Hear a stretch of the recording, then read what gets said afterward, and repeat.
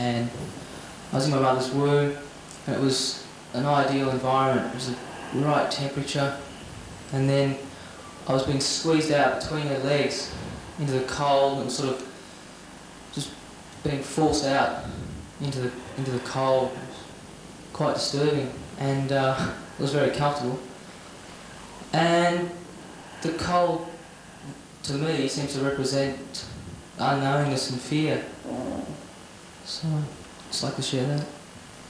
Thank you, beloved.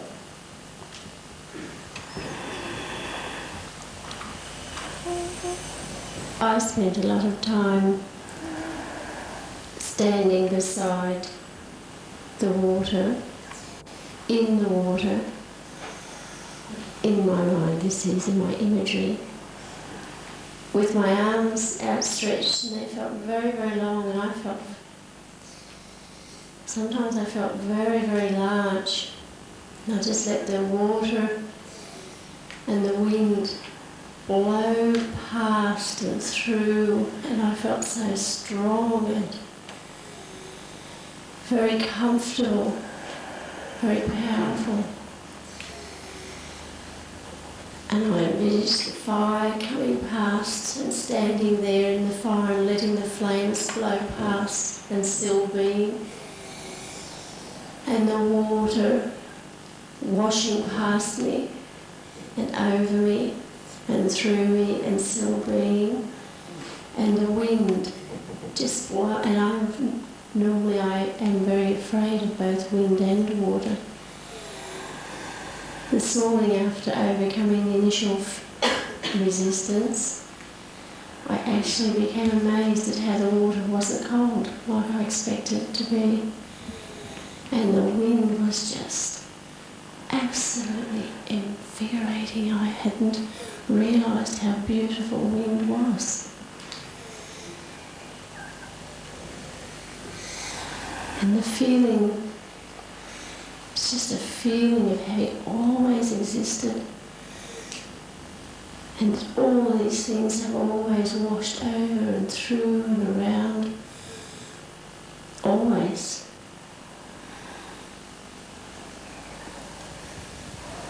Thank you, beloved. The water and the wind do carry eons of memory. Eons of civilizations have they washed upon, and they're rewashing you with that memory.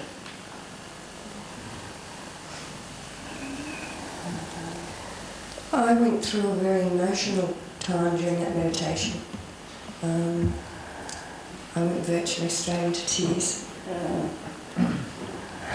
I went from a bonfire, though, to the most beautiful, ecstatic fireworks in the sky. And it wasn't just fireworks that we regularly see. It was high up, right up there with the stars and the planets. And it was the stars and the planets. Did you tap me on the shoulder? I was within every one of you in your bliss. You felt me in different manners. Thank you. Thank you, beloved.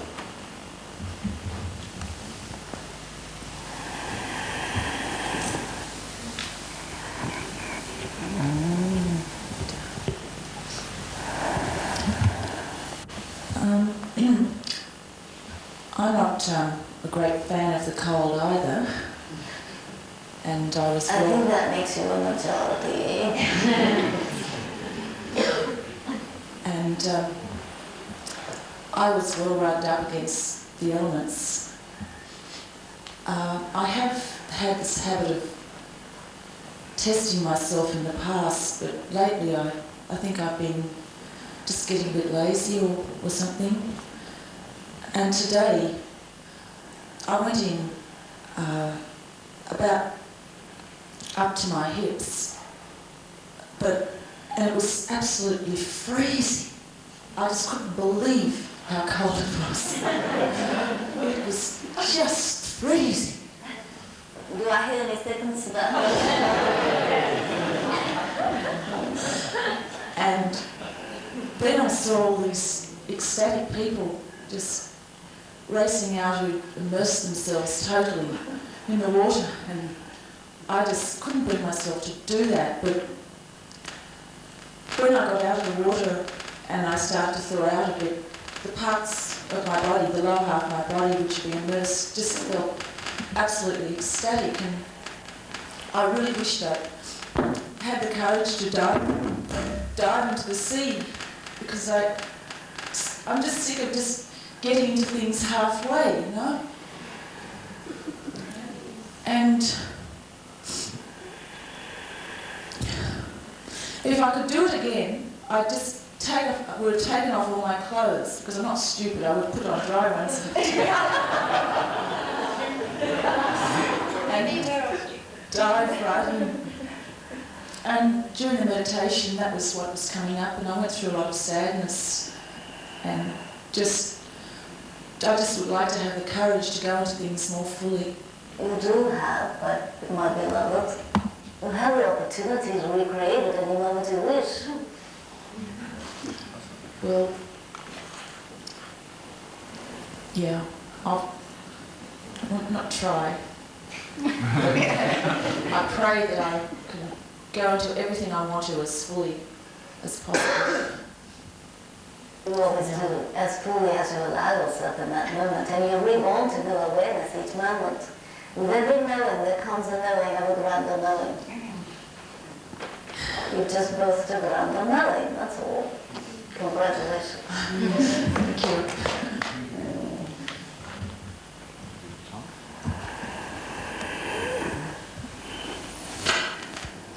One thing I didn't mention before I became that flame and dived head on into the coal, I had this tremendous fear that I was going to die. I had this tremendous fear I was going to die. My body became paralysed, totally and utterly paralysed. Now, if you're near me, you would have noticed my hands were turned up. I couldn't feel anything. I thought I was going to die. And what it has now come to mean is that I embrace that death to face the rebirth. And for me, that's something right now in this moment is pretty important. And once that was done, pretty good.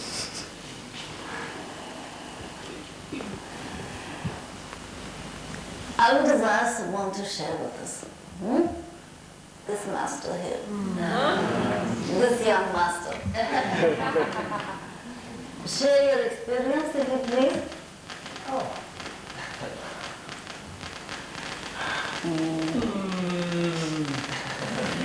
Well, I feel really that I didn't want to get yesterday. Right?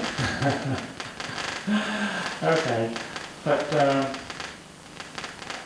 I have been very, very thankful for what I have learned from this weekend.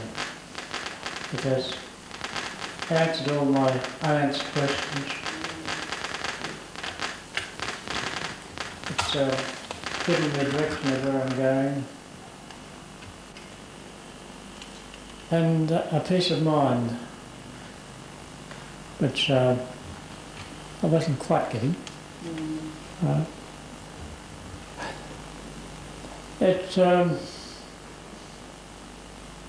Well, I suppose it really is a biggie. You might call it that. Right, okay. Yes, I realise that. It's as big as I make it. Fine. And it's as small as I love it. Right. And the joy I've got from loving is indescribable. And the rewards I'm getting back are tremendous. By giving out love, you certainly attract it. By relinquishing all judgment, all doubts, all the heavies, and replacing them with limitless love. Boy, does it change things. Indeed it does. Yeah. And you are reborn. Yes. Indeed. Yeah. Comes in from all directions. Right. And bless you so much for being a mirror and guiding me on that one. Blessings unto you as well for being my mirror. Thank you, beloved. Right.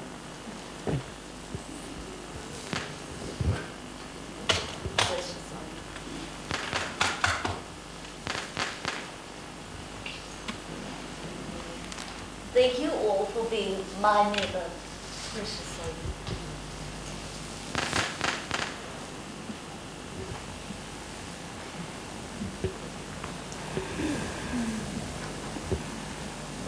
And this is a moment of sweetness and sorrow.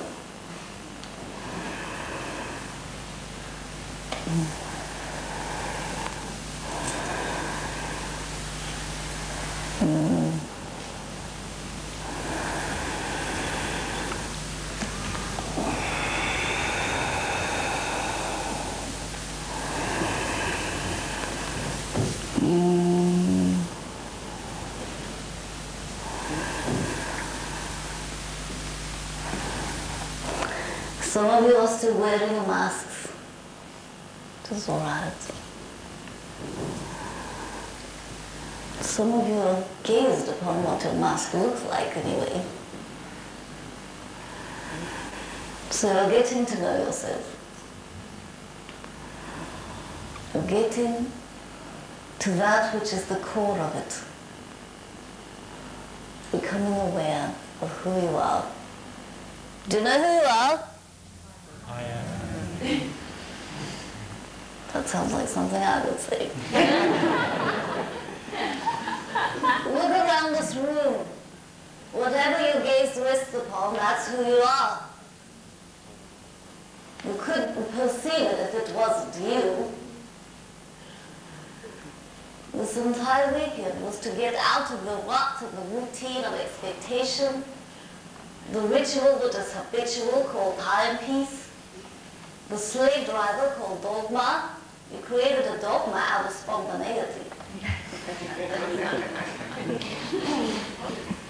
You created a dogma out of living in the moment.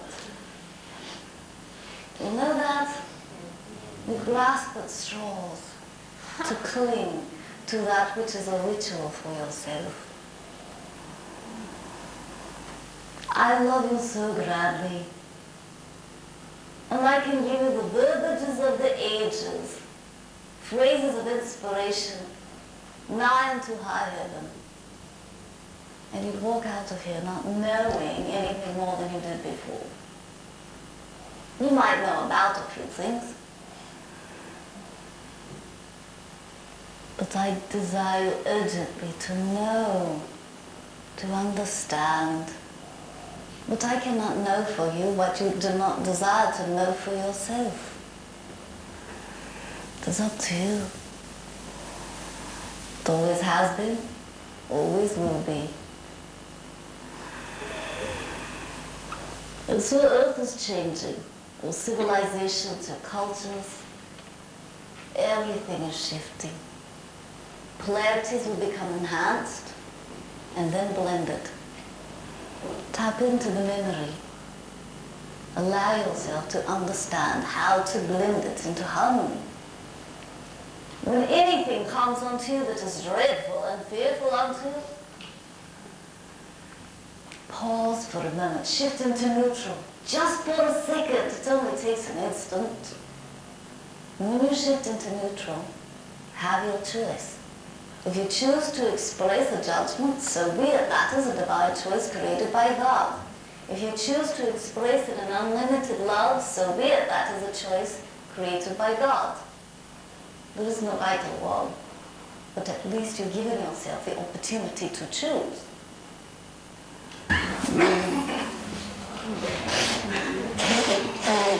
When you sing it, understand that you are the rose that is awakening and birthing winter into spring, the winter, the desert of your life, into flourishment, new life.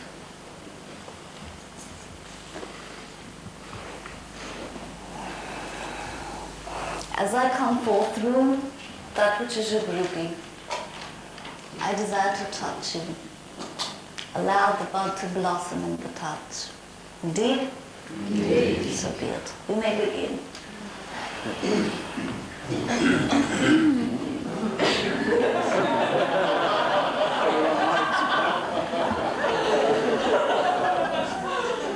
Perhaps my kids. Yes. Yeah, and Chris. Chris, and with the guitar. With the guitar.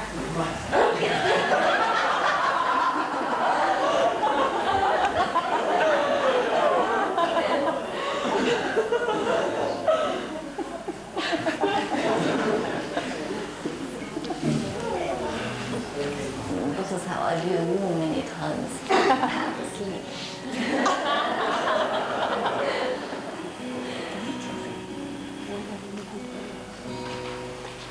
Some say love is a river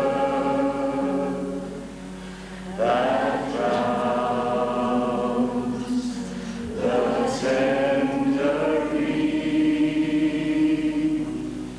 Some say love it is a razor